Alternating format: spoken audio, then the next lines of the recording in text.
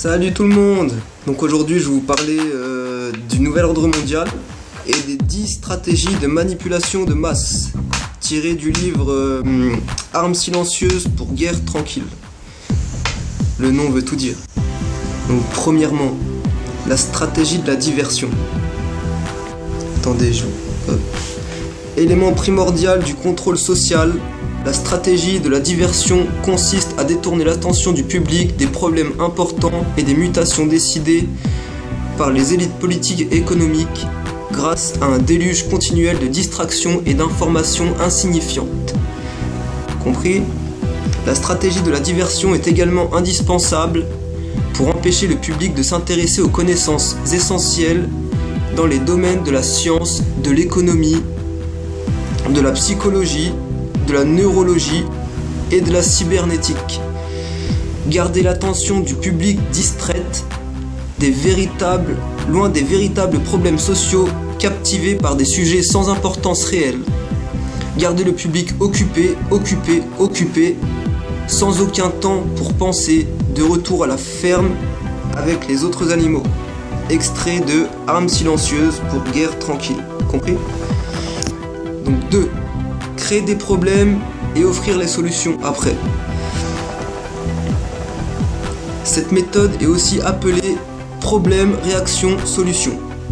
On crée d'abord un problème, une situation prévue pour susciter une certaine réaction du public afin que celui-ci soit lui-même demandeur de mesures qu'on souhaite lui faire accepter.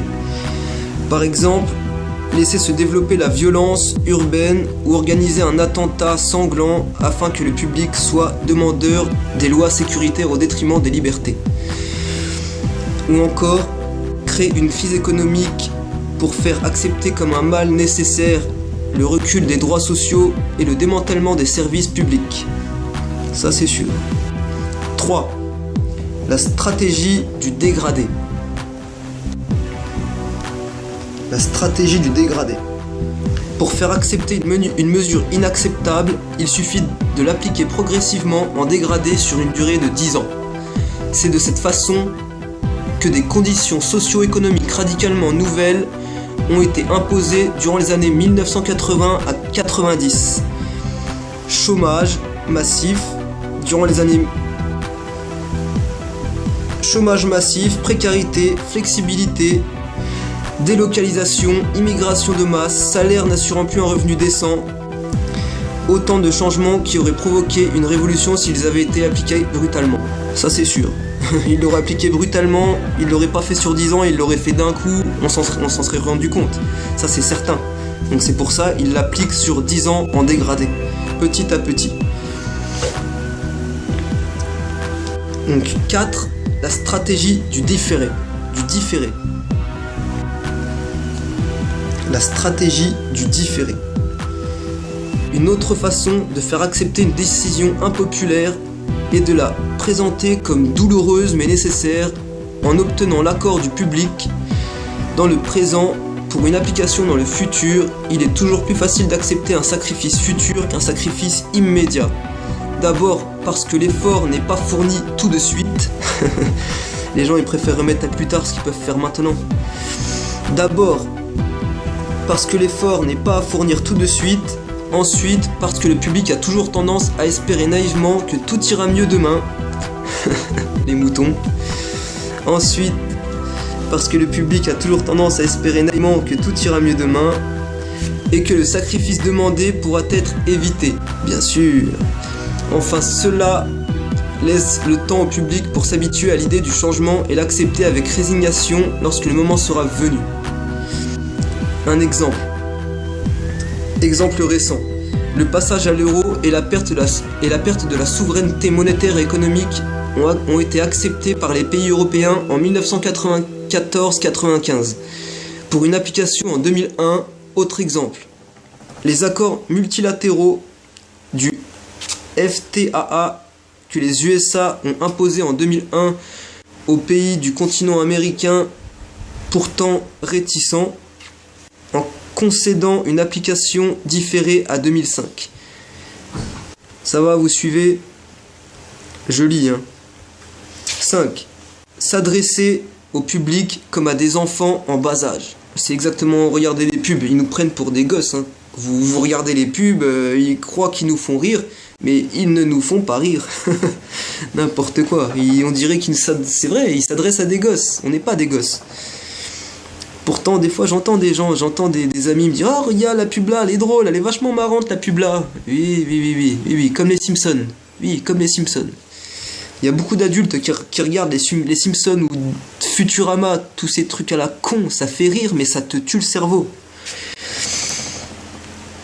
Donc, 5. S'adresser au public comme à des enfants en bas âge. La plupart des publicités destinées au grand public utilisent un discours, des arguments, des personnages et un ton particulièrement infantilisant, souvent proche du débilitant. Comme si le spectateur était un enfant en bas âge ou un handicapé mental. C'est exactement comme ça qu'ils nous considèrent de toute façon. Exemple typique. La campagne TV française pour le passage à l'euro.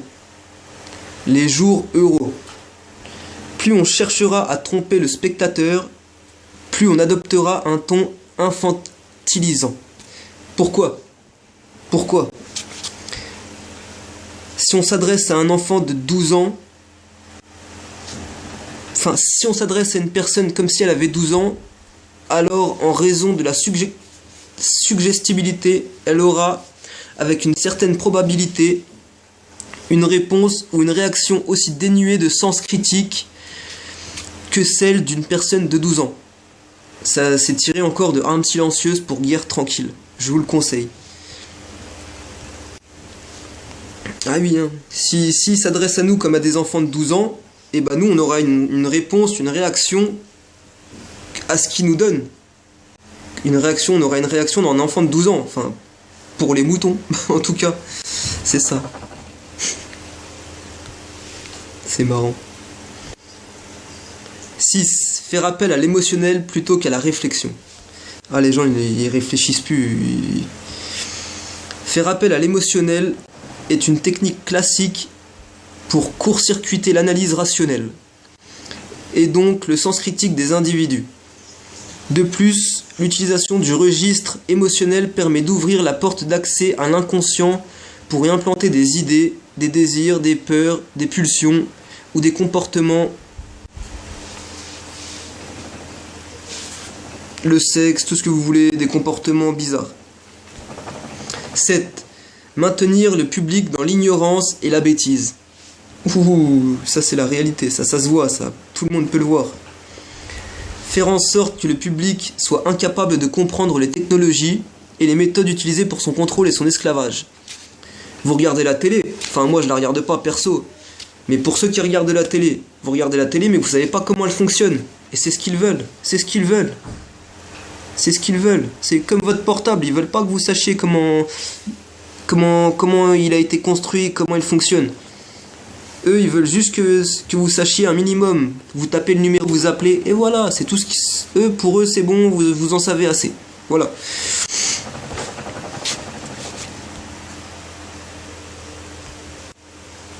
La qualité de l'éducation donnée aux classes inférieures doit être de la plus pauvre sorte, de telle sorte que le fossé de l'ignorance qui isole les classes inférieures des classes supérieures soit et demeure incompréhensible par les classes inférieures.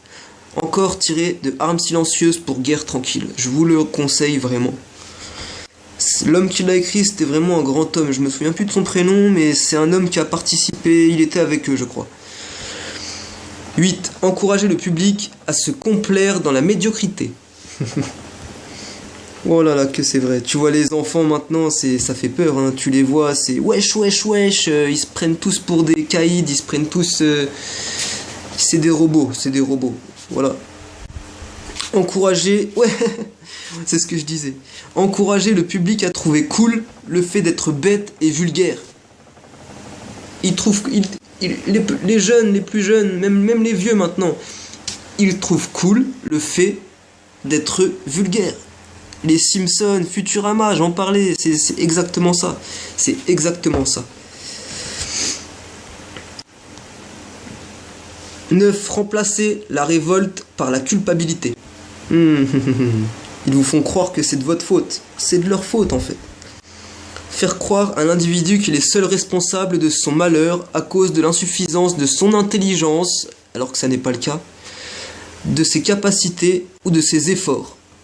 C'est pas le cas du tout. Les gens sont intelligents, mais on leur fait croire que c'est de leur faute. Ainsi, au lieu de se révolter contre le système économique, l'individu s'auto-dévalue et culpabilise, ce qui engendre un état dépressif dont l'un des effets est l'inhibition de l'action. Et sans action, pas de révolution. Eh oui. 10. Connaître les individus mieux qu'ils ne se connaissent eux-mêmes. Ils nous connaissent par cœur, ils connaissent le corps humain mieux que nous. Les milliardaires, ils ont leurs propres scientifiques privés, ils font leurs propres recherches privées, secrètes, ils engagent des scientifiques, ils leur disent faites-moi des recherches sur ça, sur ceci, cela, mais ils n'en parlent pas, ils le gardent secret pour eux. C'est pour ça qu'ils guérissent si facilement des cancers. On voit pas souvent des Rothschild avec des cancers. Hein. Justement, les Rothschild, là, ils viennent de fêter ses 101 ans ou ses 100 ans, je sais plus. Au cours des 100... Attendez, je reviens. 10. Connaître les individus mieux qu'ils ne se connaissent eux-mêmes. Je répète, cas où vous avez oublié. Au cours des 50 dernières années, les progrès fulgurants de la science ont creusé un fossé croissant entre les connaissances du public et celles détenues et utilisées par les élites dirigeantes. Grâce à la biologie, la neurobiologie et la psychologie appliquée, le système est parvenu à une connaissance avancée de l'être humain. Ah bah bien sûr, ça c'est sûr. À la fois physiquement et psychologiquement. Ils savent très bien comment on va réagir à un attentat, ils savent très bien comment on va réagir à une... Si on découvre qu'il y a de la corruption dans le gouvernement, ils savent très bien comment on va réagir. Ils savent tout de nous. Ils savent tout de nous. C'est sûr, ça, ils savent tout de nous de toute façon. Le système, on est arrivé à mieux connaître l'individu moyen que celui-ci ne se connaît lui-même. Cela signifie que dans la majorité des cas, le système détient un plus grand contrôle et un plus grand pouvoir sur les individus que les individus eux-mêmes. Donc voilà, c'est terminé. Je ferai une autre vidéo car il y a encore d'autres stratégies. J'expliquerai encore mieux que ça parce que là j'ai juste lu une partie du livre, c'est tout. Mais je ferai une meilleure vidéo. Plus je ferai des vidéos, mieux elles seront, j'aurai l'habitude. Parce que là c'est mes premières vidéos et je ne suis pas habitué. Donc je vous remercie, mettez un petit j'aime, ça serait sympa que je sache si vous aimez ou pas. Hein. Ne mettez pas un j'aime pas si vous aimez juste pour me faire chier. Vous voyez ce que je veux dire. Allez, ciao les gens, bisous.